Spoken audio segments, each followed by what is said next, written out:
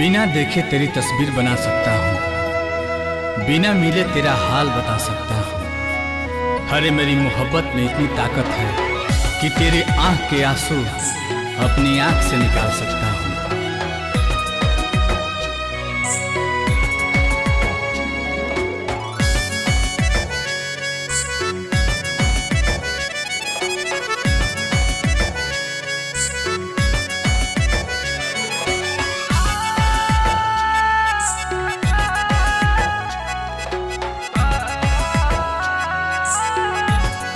बिछड़ के को पल तोहसे जियल नइखे गवारा हो।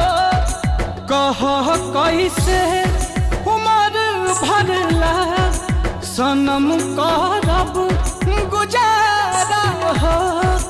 रोता दिल बेचारा हो, होई प्यार न दोबारा हो, होई प्यार न दोबारा हो,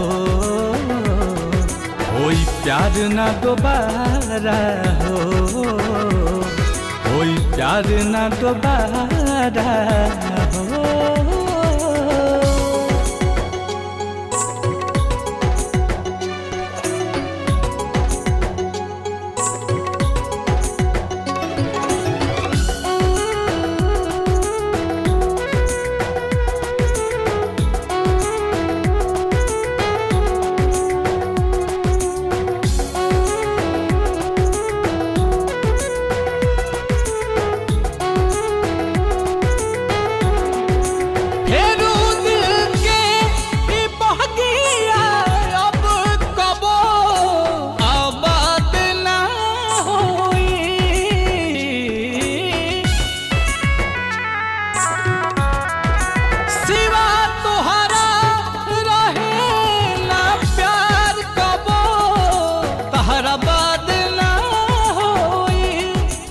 अचानक के सब खत्म भइल, ना बुझ पैनी सारा हो।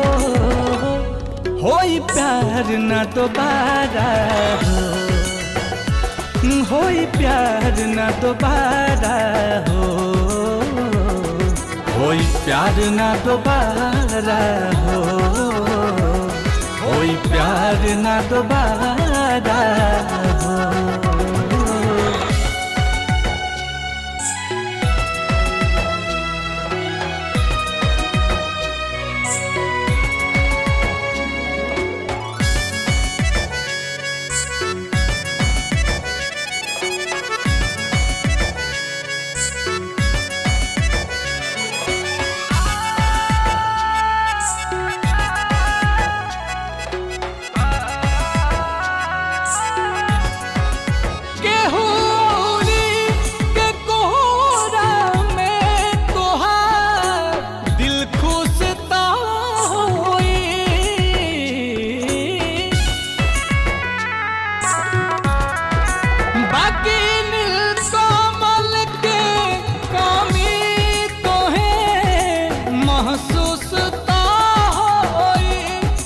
नजर के सामने आंसू के ना पैबू नजारा हो।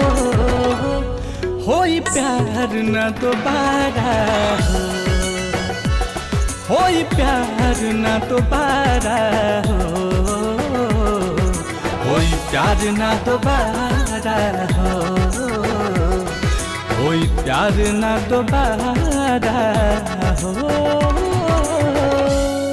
Presented by Adi Shakti Films।